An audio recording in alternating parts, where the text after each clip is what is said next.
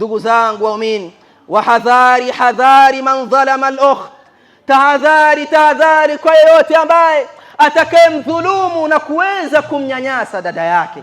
Tahadhari kwa wewe ambaye leo dada yako yupo katika hali nzito na wewe upo vizuri, lakini dada hata salamu anaikumbuka kwako kwa kupitia majirani.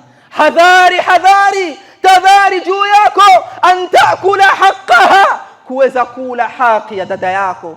Mirathi mnagawa, lakini dada hana lolote katika familia. Dada anaishi maisha magumu na wewe una marosha.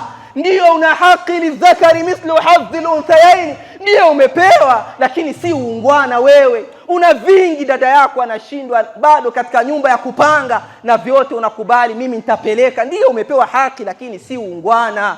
Huu ni dada yako, huu ni damu yako. Ndugu yangu, tahadhari juu yako min hirmani. Mtume anasema huyu mwenye kumjali dada yake, huyu mwenye kumjali binti yake, huyu atakuwa pamoja na Mtume Muhammadin sallallahu alayhi wasallam. Hakadha, Mtume anaashiria vidole vyake viwili, kidole shahada na kidole cha kati. Anasema Mtume, nitakuwa pamoja na mtu huyu. Lini salamu ya kaka nitaipata? Labda siku moja na mimi kaka atanikumbuka. Ewe ndugu yangu, dada yako si mzigo wa maisha, wala si kimvuli kinachopita tu kikaondoka. La, yeye ni sehemu ya historia yako. Dada ni sehemu ya historia yako, ni shahidi wa furaha na huzuni zako. Alikufurahia ulipofanikiwa, alilia kwa siri ulipoumizwa, lakini leo sikitiko. Nani anayemfariji huyo dada?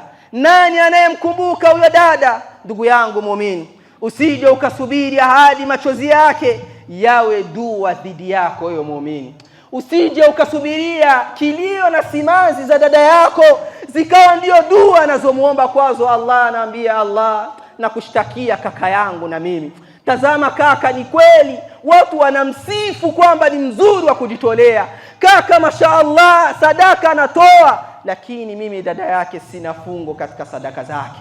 Usije ukasubiria hivyo, usingoje hadi moyo wake uvunjike. Rudi, bado wakati unakuita. Rudi kabla ya mlango wa mapenzi haujafungwa baina yenu. Rudi kabla ya muda haujakugeuka ukaja kuwa shahidi kukushuhudia kwao siku hiyo ya kiyama. Ni kweli maisha ni mafupi na duniani sote tunaondoka, na maisha yanapita haraka. Leo tupo, kesho hatutokuwa ni wenye kujulikana.